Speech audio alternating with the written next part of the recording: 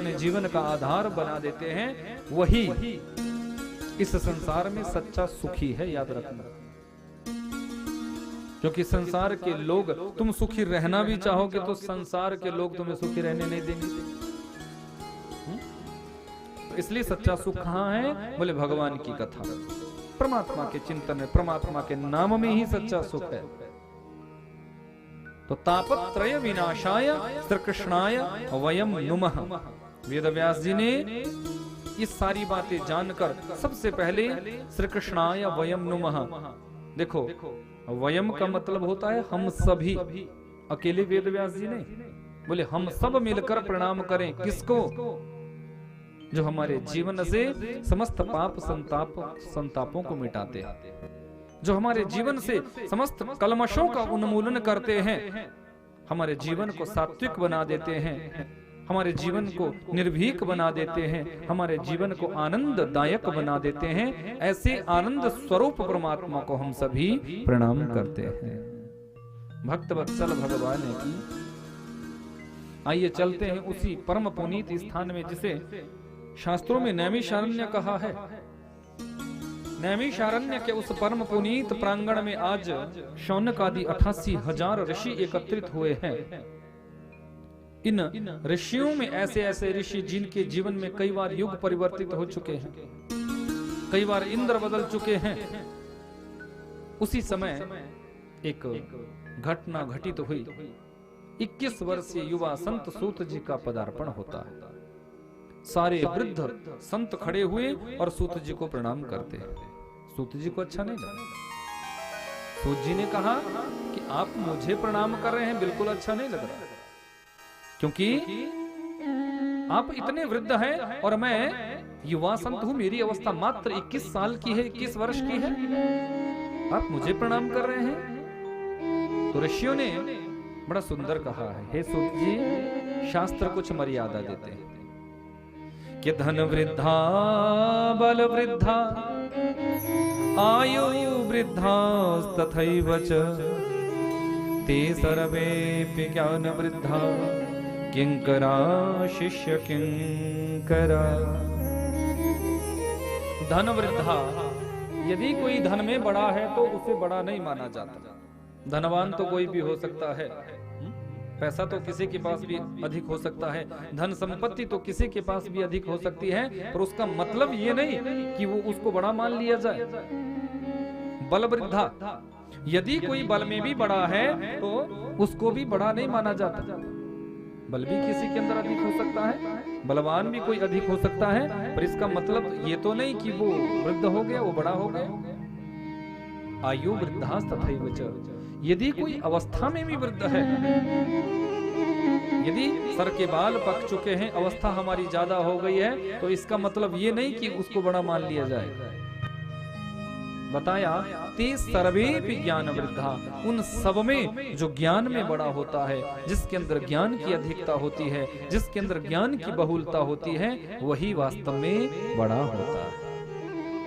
हे सूत जी महाराज, जिन कथाओं का अभी तक हमने चिंतन भी नहीं किया है, दर्शन भी हमारे जीवन में नहीं हुआ है, उन कथाओं को आप अपने पूज्य गुरुदेव वेद व्यास जी के मुख से श्रवण कर चुके हैं। इसलिए ज्ञान में आप हमसे बड़े हैं, अवस्था में बड़े नहीं तो क्या हुआ।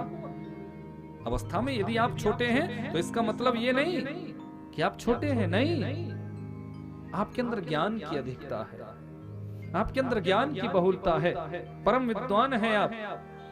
इसलिए हम आपको प्रणाम करते हैं और प्रणाम के साथ साथ एक निवेदन भी करते हैं कि श्रेयसाम यद भवे श्रेयः पावनानाम च पावनम् कृष्ण प्राप्ति करम शाश्वत साधनम तद्वधाधुना।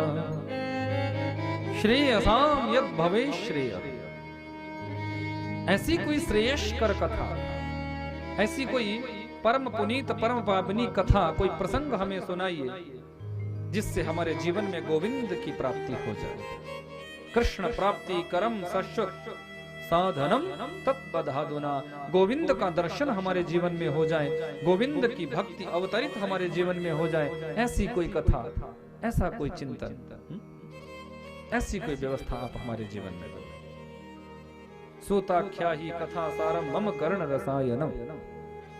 ऋषियों ने कथा सार समझना चाहा है, कथा सार सुनना चाहा है, क्योंकि कथा तो बहुत सुन चुके हैं। 18 पुराणों की कथा है, किस किस की कथा सुनोगे, कहां कहां की कथा सुनोगे। ऋषि कहते हैं कि अब कथा नहीं सुननी है, कथा सारम। बोले कथा का जो निचोड़ है, कथा का जो रस है, कथा का जो सार तत्व है, वो महाराज हम सुनना चाहते हैं, वो सुनाइए। गदगद हो गए सूत जी महाराज, ऋषियों मैं तुम्हारी जिज्ञासा को प्रणाम करता हूं। तुमने बड़ी सुंदर बात पूछी है, सुंदर जिज्ञासा तुम्हारे अंदर उत्पन्न हुई है, क्योंकि किसी संत के पास जाकर कभी व्यर्थ के प्रश्न नहीं करने चाहिए। हम लोगों की कमी क्या होती है, हम लोगों की गलती क्या होती है, हम किसी संत महात्मा सदगुरु के पास जब जाते हैं तो सांसारिक प्रश्न करने लग जाते हैं कि बेटा होगा कि नहीं, बहू आएगी कि नहीं, कोठी बनेगी कि नहीं, गाड़ी मिलेगी कि नहीं। ये सांसारिक प्रश्न है, व्यर्थ के प्रश्न। जब जीवन में प्रारब्ध जागृत होगा तो ये सब तो अपने आप आ जाता है। किसी सच्चे संत साधक सदगुरु के पास जाकर तो निवेदन एक ही करो कि हमारे जीवन में गोविंद की भक्ति कैसे आए, हमारा मन परमात्मा के चरणों से कैसे जुड़ेगा, हमारे जीवन में भगवान की भक्ति का दर्शन कैसे होगा। ये भक्तों की पहचान है, ये हमारे जीवन की भक्ति दर्शाता है। ऋषियों तुम्हारी जिज्ञासा को मैं प्रणाम करता हूं। देखो मैं तुम्हें ऐसा प्रसंग सुनाऊंगा जिस प्रसंग के श्रवण मात्र से हमारे जीवन में भक्ति का दर्शन हो जाता है। क्योंकि एक बार ऐसे ही संत नारद जी के मन में भाव जगा कि मैं धरती के तीर्थों का तीर्थाटन करूं। 3.5 करोड़ तीर्थों का वर्णन स्कंद महापुराण में आया है। तो संत नारद जी के मन में भी भाव जगा कि उन 3.5 करोड़ तीर्थों का मैं दर्शन करूं, तीर्थाटन करूं, मन में शांति मिलेगी, आनंद मिलेगा। तो संत नारद जी धरती के तीर्थों का तीर्थाटन करने निकले। ना पश्यम पुत्र चित धर्म मनः संतोष कारकम कलिना धर्म मित्रेण धरेयम बाधिता धूम। संत नारद जी को किसी भी तीर्थ पर जाकर शांति नहीं मिली, आनंद की अनुभूति नहीं हुई। कारण क्योंकि कोई अपने धर्म का पालन करता ही नहीं। सबने अपना धर्म छोड़ दिया है, अपने धर्म का त्याग लोग कर चुके हैं। और शास्त्र क्या कहता है कि अपने धर्म में रहकर मर्यादाओं का पालन करो। धर्मो रक्षति रक्षितः, जो धर्म का रक्षण करता है धर्म उसकी रक्षा करता है। पर क्या हम अपने धर्म का पालन करते हैं? पत्नी अपने धर्म का पालन नहीं करती, पति अपने धर्म का पालन नहीं करता, बच्चे अपने धर्म का पालन नहीं करते, माँ बाप अपने धर्म का पालन नहीं करते। सबने अपने अपने धर्म को छोड़ दिया है। धर्म क्या है ये समझना जरा। धार्यति इति धर्मः, जिसको धारण किया जा सके वही तो धर्म है। पर धारण क्या करना चाहिए? गाली गलौज। धारण क्या करना चाहिए? चोरी चुगली। धारण क्या करना चाहिए? निंदा चुगली, ईर्ष्या द्वेष नहीं। ये धर्म की परिभाषा नहीं है। यदि हम किसी को बुरा साबित कर दे, किसी को बुरा कहने लग जाए, हम किसी में त्रुटियां निकालने लग जाए, हम किसी का अपमान करने लग जाए, ये क्या है? ये अधर्म है, ये धर्म नहीं। धर्म वो है जिसको धारण किया जाता है, और धारण वही किया जा सकता है जो श्रेष्ठ है। गलत बात को तो तुम जीवन में धारण नहीं करोगे। यदि गलत बात को तुम चोरी करने लग जाओगे तो तुम्हें कोई धर्मयुक्त कहेगा। बुरे काम जीवन में करने लग जाओगे तो तुम्हें कोई धर्मयुक्त कहेगा। किसी की निंदा चुगली ईर्ष्या द्वेष वाला भाव तुम्हारे मन में आ जाएगा तो तुम्हें कोई धर्मयुक्त कहेगा। कई बार हम किसी को बुरा कहते हैं, पर हम ये भूल जाते हैं कि जिसकी तरफ हम एक उंगली करके उसको बुरा बताते हैं, ये 3 उंगलियां हमारी ओर इशारा करती है कि उसको बुरा बताने से पहले तुम 3 बार बुरे हुए। इस संसार में कोई बुरा थोड़ी भी है कि बुरा जो ढूंढन में चला, बुरा न मिलया कोई, जब दिल ढूंढा अपना, मुझसे बुरा न को। हम संसार में बुराई खोजते हैं क्योंकि अच्छाई हम कम ग्रहण करते हैं, बुराई हम जल्दी लेते हैं। कोई अच्छा काम कर रहा होगा ना तो हम उसकी टांग खींचने लग जाते, बोले ये क्यों कर रहा है अच्छा काम। कोई यदि भगवान की कथा कहने लग जाए या भगवान की कथा करवाने लग जाए तो 10 लोग ये जरूर कहेंगे कि बस और कोई काम नहीं तुम्हें, तो भगवान की कथा क्या करोगे, कथा करवा क्या करोगे, दान पुण्य कर कर क्या करोगे, धर्म कर्म करके। अच्छाई के मार्ग पर चलाने वाले तुम्हें बहुत कम मिलेंगे और बुराई के मार्ग पर ले जाने वाले तुम्हें हजारों मिलेंगे। ये बात याद रखना। लेकिन जो तुम्हें अच्छाई का मार्ग दिखाए वो तुम्हारा हितैषी है, और जो तुम्हें बुराई के मार्ग पर ले जाए वो समझ लेना वो कभी तुम्हारा मित्र नहीं हो सकता, हितैषी नहीं। वो तुम्हें गिराना चाहता है, तुम्हें नष्ट करना चाहता है। इसलिए बुरा कोई नहीं होता, हमारा नजरिया बुरा होता है, हमारे विचार बुरे होते हैं, हमारे भाव बुरे होते हैं। एक बार कोई व्यक्ति था, गांव में ऐसे ही लोगों ने शोर मचा दिया कि इसका चेहरा देखने से रोटी भी नहीं मिलती, भूखा रहना पड़ता है। इसका चेहरा देखा और भूखा रहना पड़ा। बात आग की तरह फैली और उस नगर का जो राजा था उस तक वो बात पहुंच गई। बोले अमुक व्यक्ति का चेहरा देखने से भोजन नहीं मिलता।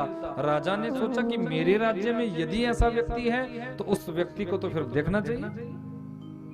राजा ने उस व्यक्ति को अपने यहां बुलाया और आज अपनी रानी साहिबा से कहा कि देखो रानी साहिबा, आज मैं तुम्हारे प्रकोष्ठ में शयन नहीं करूंगा, तुम्हें आज अलग सोना होगा। रानी ने पूछा महाराज क्यों? क्योंकि मैं उस व्यक्ति के साथ आज सोना चाहता हूं, उस व्यक्ति को अपने प्रकोष्ठ में सुलाना चाहता हूं जिस व्यक्ति का पहली बार चेहरा देखने से लोग कहते हैं कि भूखा रहना पड़ता है। तो सबसे पहले उठूंगा तो तुम्हारा चेहरा देखूंगा, तुम मेरा देखती हो, मैं तुम्हारा देखता हूं। तो इसलिए मेरे कमरे में यदि वो व्यक्ति रहेगा तो सबसे पहले उठकर उसका चेहरा देखूंगा, क्योंकि प्रैक्टिकल मुझे देखना है कि क्या ये सत्यता है। अब राजा ने उस व्यक्ति को अपने कमरे में सुलाया। सुबह उठे तो राजा ने उसका चेहरा देखा, उसने राजा का चेहरा देखा। अब देखो संयोग कई बार ऐसा घटित हो जाता है। संयोग ऐसा घटा कि कुछ बाहरी राज्यों से राजा के मित्रगण आए और राजकाज की चर्चा इतनी गंभीर चली कि राजा को पूरा दिन भोजन करने का समय ही नहीं मिला। राजनीतिक चर्चा ऐसी चली, अब राजा को भोजन नहीं मिला।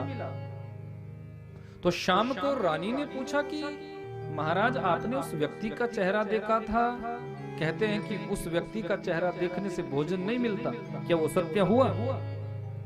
राजा कहने लगा बोले ये तो बिल्कुल सत्य हुआ। आज तो मुझे भोजन करने का समय ही नहीं लगा है, राज कार्यों में मैं इतना व्यस्त हो गया, अपने मित्रगणों के साथ में इतना व्यस्त हो गया कि मुझे भोजन करने का समय ही नहीं लगा। अब राजा को गुस्सा आया, बोले ऐसे व्यक्ति का मेरे राज्य में कोई काम नहीं जिसका चेहरा देखने से भूखा रहना पड़े। क्या करना मेरे राज्य में ऐसे व्यक्ति का रखकर? राजा ने कहा कि इस व्यक्ति को शूली पर लटका दिया जाए, पर शूली को उसको चौराहे पे लटकाया जाए ताकि और लोग भी देखें कि राजदंड कितना भयंकर होता है। अब सामने राजा का सिंहासन लगा हुआ है और चौराहे के बीच में शूली लटकाई गई है, सूली रखी गई है और उसी शूली पर उसको राजदंड दिया जा रहा है। वो व्यक्ति शूली की ओर जा रहा है और मुस्कुरा रहा है, हंस रहा है। राजा को बड़ा आश्चर्य हुआ कि यदि किसी को प्राणदंड दिया जाए, वो मृत्यु के समीप जब जाएगा, मौत सामने खड़ी है, वो भयभीत होता है, वो चिल्लाता है, गुहार करता है कि मुझे छोड़ दो, मुझे छोड़ दो, मुझे छोड़ दो। वो रोता है, चिल्लाता है। पर ये विचित्र व्यक्ति है, ये शूली को देखकर हंस रहा है। तो राजा ने शूली पर लटकाने से पहले उसे अपने पास बुलाया। बोले, मुझे एक बात बता, तू हंस क्यों रहा? तुझे तो रोना चाहिए था, तुझे तो गुहार लगानी चाहिए, तुझे चिल्लाना चाहिए था, मुझसे तू याचना करता, प्रार्थना करता कि मुझे छोड़ दो, मुझे छोड़ दो, पर तू तो हंस रहा है, क्यों? वो व्यक्ति मुस्कुराते हुए कहने लगा, बोले राजन, मैं इस बात को सोचकर हंस रहा हूं कि मेरा चेहरा देखने से आपको भूखा रहना पड़ा। ये तो बात बिल्कुल सही है, क्योंकि इसने भी मेरा ही चेहरा देखा था और तुरंत उसे शूली पर जो लटकाने का दंड दिया जा रहा था वो रोक दिया गया। बोले नहीं, इसका कोई दोष नहीं। तो कहने का मतलब सिर्फ इतना है कि हमारा नजरिया बुरा होता है, कोई बुरा नहीं होता। हम किसी को भी बुरा कह देते हैं, ये हमारी मानसिकता बन जाती है। बुरा तो नजरिया है, बुरी तो हमारी भावनाएं हैं, बुरा तो हमारा चरित्र हो जाता है। संसार में कोई बुरा नहीं, सब भगवान के बनाए हुए जीव हैं और सब अच्छे हैं। बस अपना दृष्टिकोण, अपना नजरिया सही करो। यदि अपना नजरिया सही होगा, अपना दृष्टिकोण सही होगा, तो हमें संसार के सभी जीव अच्छे लगेंगे। क्योंकि सिया राम मैं सब जग जानी, करहूं प्रणाम जोरी जुग पानी। संत तुलसीदास जी ने पूरे संसार को सिया राममय माना है। परमात्मा के ही सब स्वरूप है, कोई छोटा नहीं, कोई बड़ा नहीं। छोटा बड़ा तो भैया हमारा नजरिया हो जाता है। भक्त वत्सल भगवान की। संत नारद जी धरती के तीर्थों का तीर्थाटन करने निकले। ना पश्यम कुत्रचित धर्मः मनः संतोष कारकम कलिना अधर्म मित्रेण धरेयम बाधिताधुना। कहीं भी संत नारद जी को धर्म का दर्शन नहीं हुआ। सब लोग अपने अपने धर्मों को छोड़ रहे हैं, अपने धर्म का त्याग कर रहे हैं। कली ने सबकी बुद्धि को बिगाड़ कर रखा है, अधर्म ने सबकी बुद्धि को बिगाड़ा हुआ है। सब लोग अधर्म के मार्ग पर चले हुए हैं। संत नारद जी भटकते भटकते श्री धाम वृंदावन पहुंचे। सोचा यहाँ तो कम से कम परमात्मा का दर्शन होगा। यहाँ तो सतत राधा माधव नृत्य करते हैं, रास करते हैं, ये तो पवित्र धरा है। पर वहां पर एक बहुत बड़े कौतुक का दर्शन संत नारद जी को हुआ। क्या देखते हैं? एक सुंदरी जिसके चारों ओर बहुत सी स्त्रियां खड़ी हुई है। कोई पंखा डुला रही है, कोई जल पिला रही है, कोई हाथ जोड़कर सेवा में खड़ी हुई है। संत नारद जी वहां गए, पूछा देवी आपका परिचय? उस सुंदर नारी ने अपना परिचय दिया है, अहम भक्ति रीति ख्यात, मैं देवी भक्ति हूं। हे देवी भक्ति, मैं आपको प्रणाम करता हूं। देवी भक्ति ने भी संत नारद जी को प्रणाम किया। संत नारद जी जाने लगे तो उस सुंदर स्त्री ने एक बात पूछी, आप तो संत हैं, महात्मा है, और सच्चा जो संत होता है, सच्चा जो महात्मा होता है, वो तो हमारे जीवन के समस्त कलमशों को मिटाने की ताकत रखता है। तो मेरा निवेदन आपसे, आप मुझे बताएं कि संसार की ये परिणति है, पहले माता पिता वृद्ध होते हैं, उसके बाद उनकी संतान वृद्ध होती है। आप देख सकते हैं मैं जवान हूं, पर मेरा निवेदन आपसे इतना है कि मेरे अगल बगल में जो दोनों ये वृद्ध पुरुष लेटे हुए हैं, ये कोई और नहीं, ये मेरे ही पुत्र ज्ञान और वैराग्य है। मैं इनकी माँ हूँ, अभी जवान हूँ, सुंदर हूँ, युवती हूँ, और मेरे ये दोनों पुत्र ज्ञान और वैराग्य वृद्ध हो चुके हैं, मूर्छित अवस्था में, अचेतन अवस्था में गिरे पड़े हैं। आपसे निवेदन, आप मेरे इन पुत्रों की मूर्छा को दूर करो, इनके अंदर चेतनता लाओ, इनको जवानी प्रदान करो, इनको पूर्ण रूप से चेतन बनाओ। संत नारद जी ने कहा ठीक है देवी, मैं अभी चेतनता लाता हूं। कमंडलों में से जल लिया है, अभिमंत्रित किया कि वेद वेदांग घोषैश्च गीता पाठैर्मुहुर्मुहुः। वेद वेदांगों के गान किया है, गीता जी का पाठ किया है, अभिमंत्रित जल को ज्ञान और वैराग्य के ऊपर छिड़का। लेकिन कुछ क्षणों के लिए ज्ञान और वैराग्य खड़े होते हैं, फिर मूर्छित होकर नीचे गिर पड़ते हैं।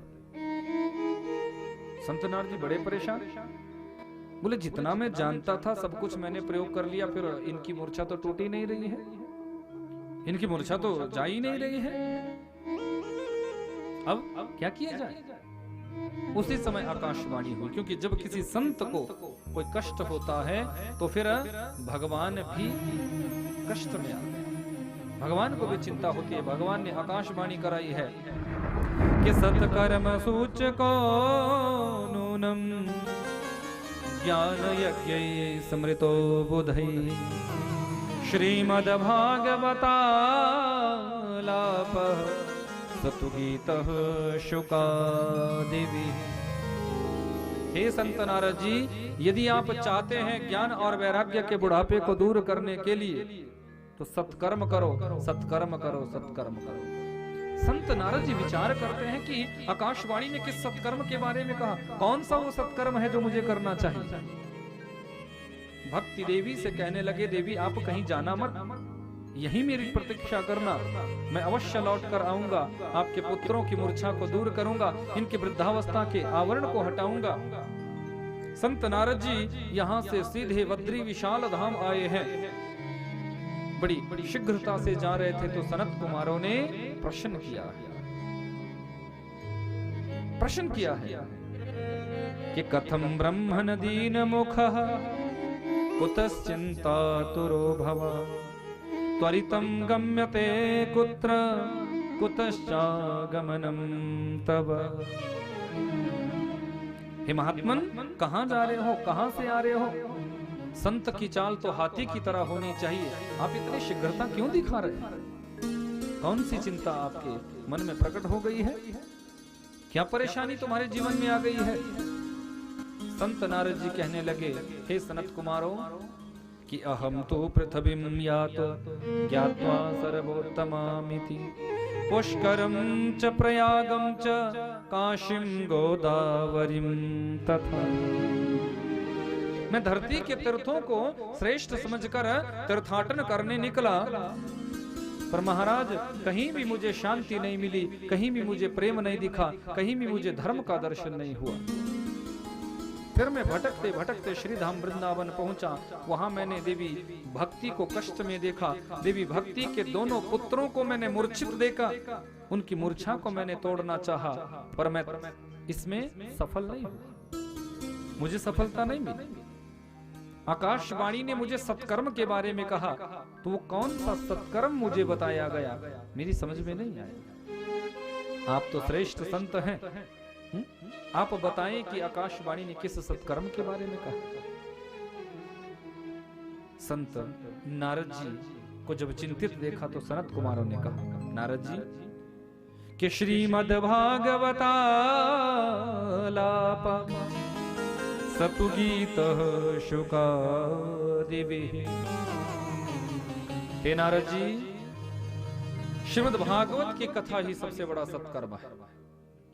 यदि आप चाहते हैं ज्ञान वैराग्य के बुढ़ापे को दूर करने के लिए, देवी भक्ति के कष्ट की निवृत्ति करने के लिए, तो उनके निमित्त श्रीमद् भागवत की कथा करो। संत नारद जी हंसने लगे, बोले ये आप क्या कह रहे हैं? जब बाप कुछ नहीं कर सका तो बेटा क्या कर लेगा? संतों की वाणी थोड़ा विचित्र होती है, थोड़ा अटपटी होती है। बोले मैं जब बाप को ही गाकर आ गया तो मेरा बेटा क्या करेगा? देखो श्रीमद् भागवत निकली कहां से कि निगम कल्पतरोर गलितम फलम। वेद रूपी जो कल्प वृक्ष है उसका पका हुआ फल ही श्रीमद् भागवत है। यदि वेद रूपी कल्प वृक्ष का पका हुआ फल श्रीमद् भागवत है, जब मैं वेदों के मंत्रों को ही गाकर आ गया, वेद गान करके आ गया, जब वेदों के मंत्रों से कुछ प्रभाव नहीं हुआ तो फिर श्रीमद् भागवत क्या कर लेगी? सनत कुमार कहने लगे, नारद जी कई बार जितना प्रभाव पिता का नहीं होता, जितना प्रभाव बेटे का हो जाता। कई बार जो काम पिता नहीं कर सकता उसको बेटा कर सकता है। समझ में नहीं आया तो बिल्कुल साधारण रूप से समझाया। बोले सुनो, घी महंगा है या दूध? बोले घी। पर घी आया कहां से? दूध से तो आया। दूध से तुमने दही बनाया, दही को तुमने बिलोया, दही से मक्खन, मक्खन से घी। लेकिन घी अधिक महंगा हो गया, पर जनक कौन है? बोले दूध। दूध से ही तो घी पैदा हुआ, दूध से ही तो घी निकला।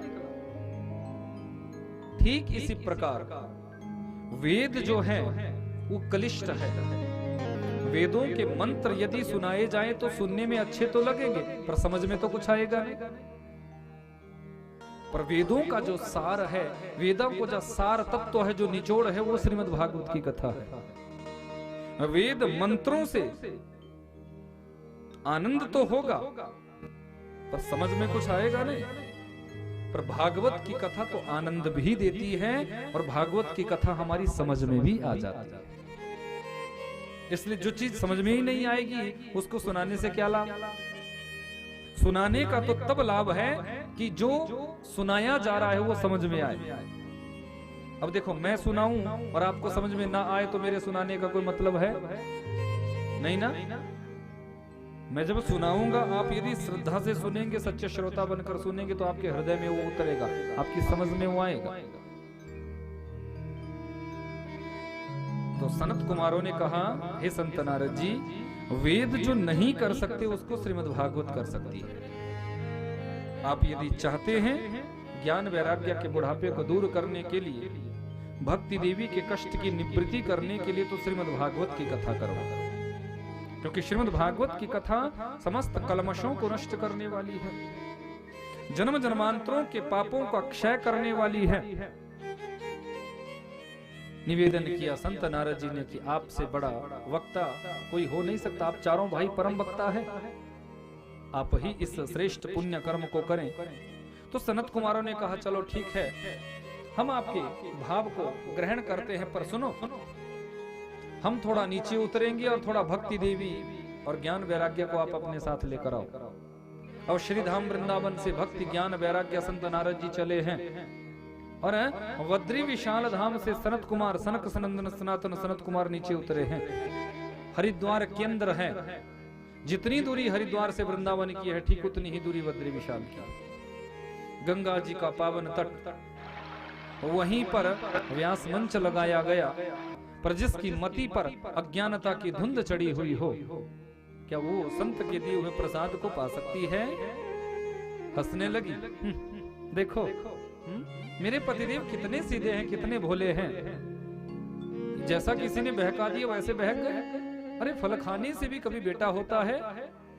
यदि फल को पाने से पुत्र होता फिर तो सब फल ही पाया करते। पर यदि मेरे पति का इसमें विश्वास है तो मैं परीक्षण करूंगा। 6 वर्षों से जो आंगन में गौ बांझ बंधी थी, उस गाय को उस फल को खिला दिया है। जैसे ही महात्मा जी के प्रसाद को गैया मैया ने पाया है, गौ माता में गर्भावस्था के संपूर्ण लक्षण प्रस्फुटित हो गए। धुंधली ने जब ये देखा तो घबरा गई। पतिदेव को वास्तविकता का पता चलेगा तो डांट पड़ेगी। ये तो सचमुच फल देने वाला फल हो गया, गाय तो गर्भवती हो गई। अब कुछ बीच का मार्ग निकालना होगा। धुंधली की एक सहेली है जिसको बहन की तरह मानती है, उसको पास बुलाया और कहा, देख बहन,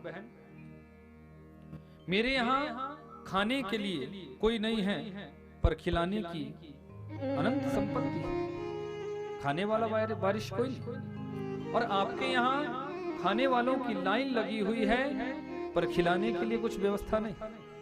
इसलिए देखो, तुम गर्भवती हो और मेरे पति सीधे साधे हैं, होने वाली संतान को तुम मुझे दे देना, मैं अपने पतिदेव से कहूंगी कि मैंने ही इस बच्चे को जन्म दिया और तेरी ये संतान मेरी संपत्ति की इकलौती वारिश बन जाएगी।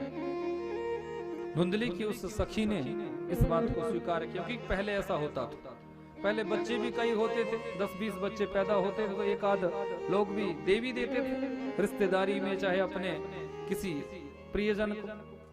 अब आजकल तो हम दो और हमारे एक तक बात है आजकल, और कभी कभी तो कहीं कहीं तो ये भी देखा जाता है कि हम दो हमारे एक भी नहीं। अब तो ऐसा भी होने लग गया, अब दोगे कहां से जब होगा ही नहीं।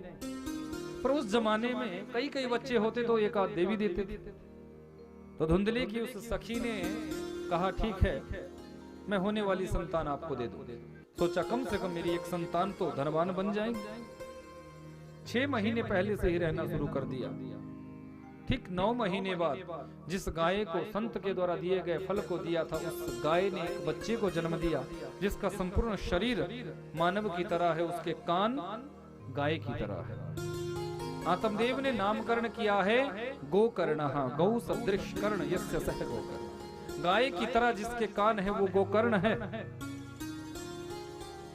बोले गोकर्ण जी महाराज की धुंधली की बहन ने भी एक बच्चे को जन्म दिया। आत्मदेव बड़े प्रसन्न हुए। आत्मदेव ने सोचा किस बच्चे का नाम रखूंगा परमात्मदेव। पर धुंधली गुस्से में कहने लगी, सुनो, बड़े आए अपने नाम से नाम रखने वाले, मेरा नाम है धुंधली और मेरे बेटे का नाम होगा धुंधुकारी। गोकर्ण पंडितो ज्ञानी धुंधुकारी थी महाकाल। नाम जैसा तुम अपने बच्चे का रखते हो उसका प्रभाव उसके चरित्र पर जरूर पड़ता है, याद रखना। नाम जैसा रखो और चरित्र पर ऐसा प्रभाव पड़ा कि आगे चलकर ये महाउदंड, महाखल, महादुष्ट बना, महादुष्ट बना। गोकर्ण जी तो परम ज्ञानी है, पर धुंधुकारी तो महाखल है। मदिरा का पान करता है, चोरी डकैती करता है, वैश्याओं के साथ व्यभिचार करता है, जुआ खेलता है। पिता बड़े दुखी हुए। आज संत के दिए हुए उपदेश की एक एक बात याद आ रही है कि महात्मा जी ने बहुत समझाने का प्रयास किया, पर मैं ही ना समझा नहीं था। पिता को जब खिन्न मन से देखा, दुखी मन से देखा, तो आज गोपुत्र गोकर्ण जी जो प्रेम से आत्मदेव को पिता ही बुलाते हैं, कहने लगे पिताश्री आप जैसा परम ज्ञानी दुखी अवश्य ही आपने इस संसार को अपना मान लिया है। पिताश्री मैं आपको बताना चाहूंगा कि ये संसार किसी का नहीं हो सकता, ये संसार किसी का नहीं है। अरे संसार को तो आप छोड़ो, जिस शरीर पर हम इतना अभिमान करते हैं शरीर भी हमारा नहीं है, शरीर की कोई भी इंद्रिय हमारी नहीं है। यदि ये संसार हमारा होता तो संसार हमारे अनुसार चलता, यदि ये शरीर हमारा होता तो शरीर हमारे अनुसार चलता। पिताश्री कोई वृद्ध होना नहीं चाहता, पर फिर भी वृद्धावस्था हमारे जीवन में आती है। यदि शरीर को हम अपना मानते हैं, हमारे अनुसार ये चलता है, तो फिर हमारे अनुसार चले। वृद्ध तो कोई होना नहीं चाहता, बूढ़ा तो कोई होना नहीं चाहता, सब जवान बने रहना चाहते हैं कि हम जवान दिखे। पर वृद्धावस्था जब आती है तो वृद्धावस्था के आवरण को कौन हटा सकता? लीपा पोती तो तुम लोग बहुत करते हो, पर फिर भी पता तो चल ही जाता है कि तुम कितनी उम्र के हो। पिताश्री ये शरीर हमारा नहीं। यदि ये कान हमारे होते तो कान बहरे क्यों हो जाते हैं? सुनना कम दिखाई क्यों देता है? सुनना बंद क्यों हो जाता है? मशीन लगाकर घूमते हो क्योंकि कान हमारे नहीं है। पिताश्री ये आंखें हमारी नहीं है। यदि ये आंखें हमारी होती तो इन आंखों से दिखना बंद कैसे हो जाता? चश्मा क्यों लग जाता है? ऑपरेशन करवाना पड़ता है। ये मोतिया आ गया क्योंकि ये आंखें हमारी नहीं है। पिताश्री ये शरीर हमारा नहीं है, शरीर की कोई भी इंद्रिय हमारी नहीं है। आप जैसा सच्चा साधक यदि इस शरीर को अपना मानने की गलती करे तो फिर साधारण लोगों की क्या परिणति होगी? आत्मदेव का मन आज भगवान के चरणों में लगा है। घर का त्याग किया पिता आत्मदेव ने पुत्र के द्वारा दिए गए उपदेश को अपने हृदय में धारण किया और घर छोड़कर भगवान का भजन प्रारंभ किया। गोकर्ण जी भी तीर्थों का तीर्थाटन करने निकले। अब घर में अकेले धुंधुकारी और धुंधली। अब तो मनमर्जी करता है, घर का धन चुरा चुरा कर जुए में हार कर आ जाता है। सोना चांदी जितना भी था वो सब जुए में हार गया। एक दिन अपनी माँ को गले से पकड़ा, बता बुढ़िया धन कहाँ छुपाया है, मुझे जुआ खेलने जाना है, मुझे धन चाहिए। धुंधली को बड़ी गलानी हुई, जिस बेटे को मैं इतने लाड प्यार से पाला, अपने पति की बात को भी मैं नहीं मानती थी, अपने पति को भी डांट लगा देती थी इस पुत्र के लिए। वो दुष्ट पुत्र आज मुझे मारना चाहता है, इस दुष्ट के हाथों मरने से अच्छा है मैं अपने आप ही मर जाऊं।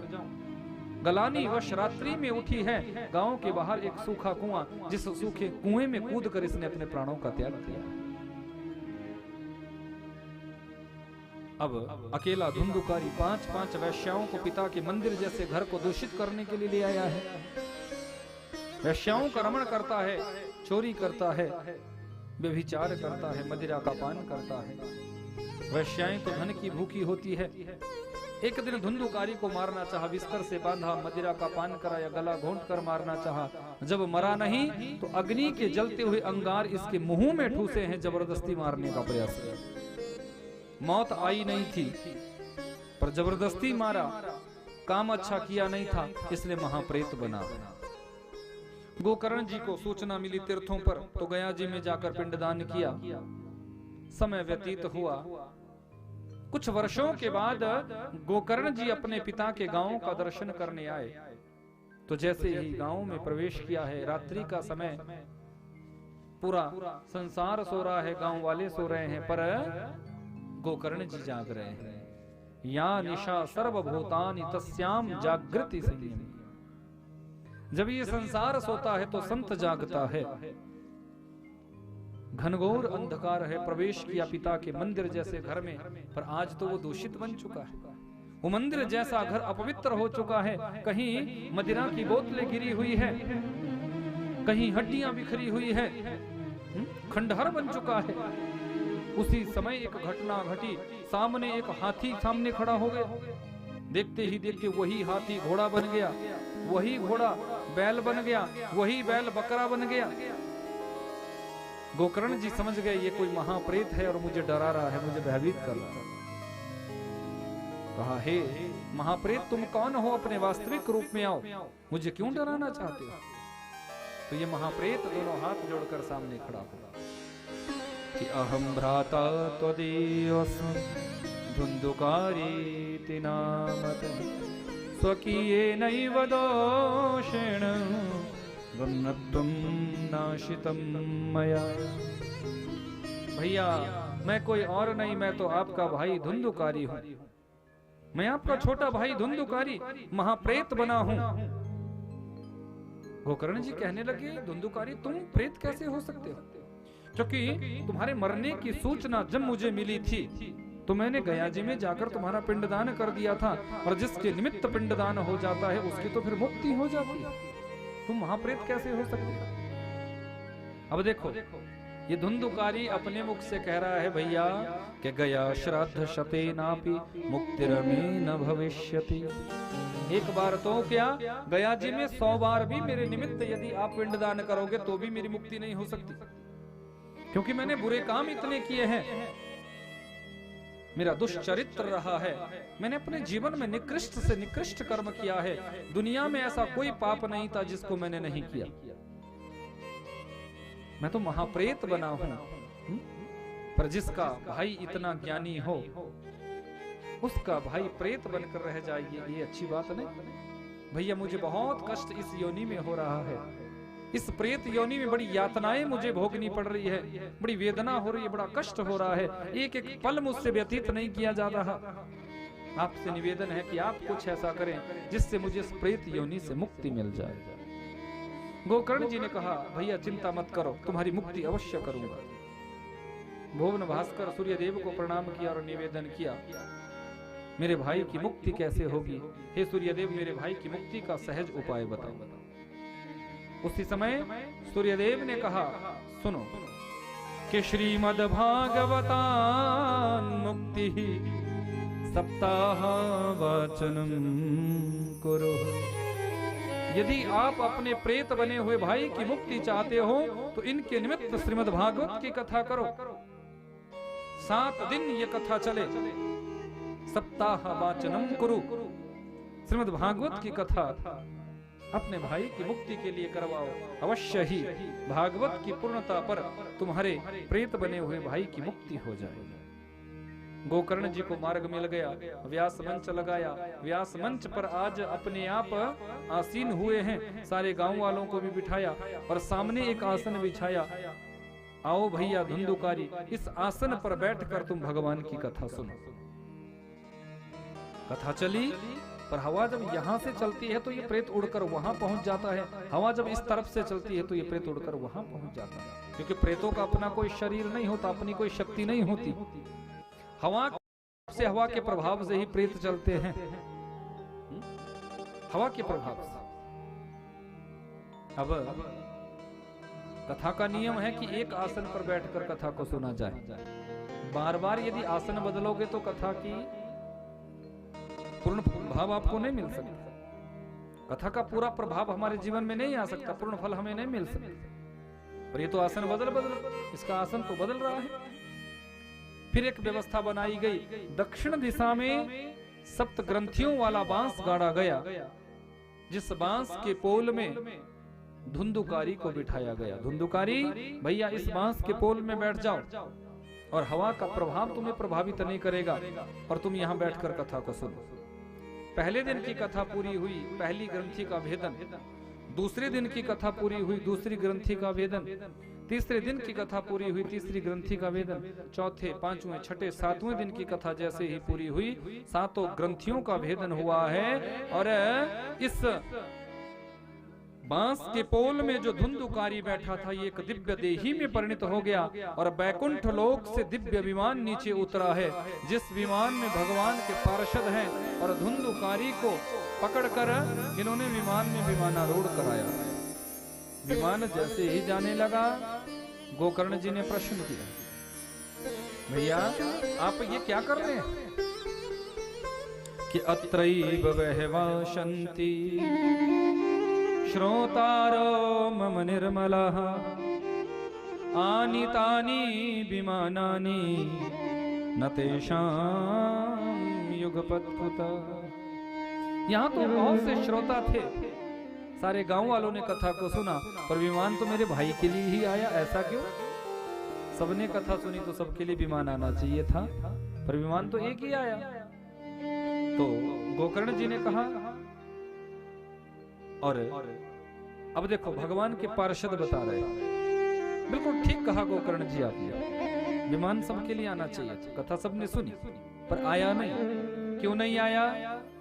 क्योंकि जिस प्रेम से, जिस भाव से, जिस श्रद्धा से, जिस समर्पण से तुम्हारे प्रेत बने हुए भाई ने कथा को सुना, उस प्रेम भाव से गांव वालों ने कथा को नहीं सुना। गांव वाले कभी आपस में बात कर लेते थे, कभी थोड़ा मनोरंजन कर लेते थे, कभी आते जाते हुए व्यक्ति को देख लेते थे, कथा के शब्द तो छूट जाते थे। कि हंसा बगुला एक सा मान सरोवर मान, बगुला ढूंढे माछरी हंसा मोती खा। हे गोकर्ण जी, मान सरोवर में हंस भी रहता है और बगुला भी रहता है, पर दोनों में अंतर है। अंतर क्या है? बगुला मान सरोवर में सिर्फ और सिर्फ मछलियों को ढूंढता है और हंस उसी मान सरोवर में रहकर सिर्फ और सिर्फ दिव्य मोतियों को चुनता है। श्रोता वही श्रेष्ठ है जो कथा पांडाल में आने के बाद हंस जैसा भाव रखे कि हमें तो सिर्फ और सिर्फ कथा के मोती चुगने हैं, मोती चुनने हैं, हमें तो कथा के शब्द को अपने हृदय में उतारना है।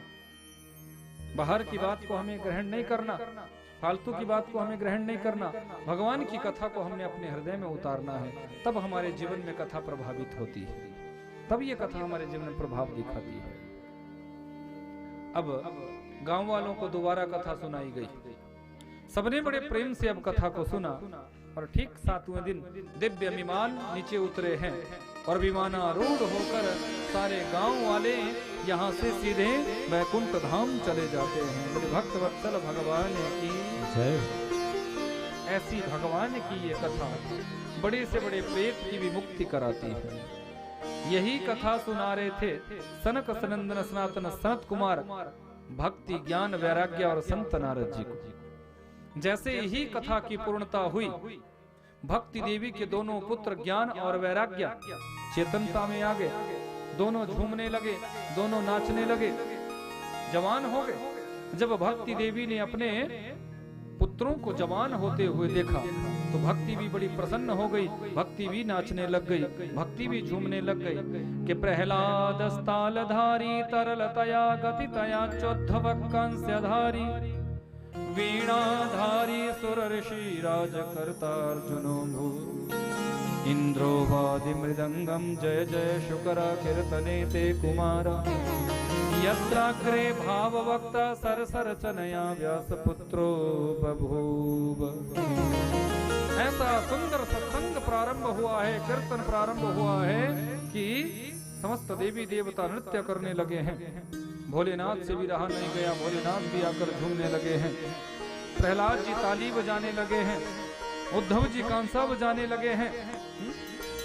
इंद्रोवादी मृदंगम, इंद्र मृदंग बजाने लगे हैं, जय जय शुकरा। सनत कुमार जय हो जय हो जय हो कहने लगे हैं।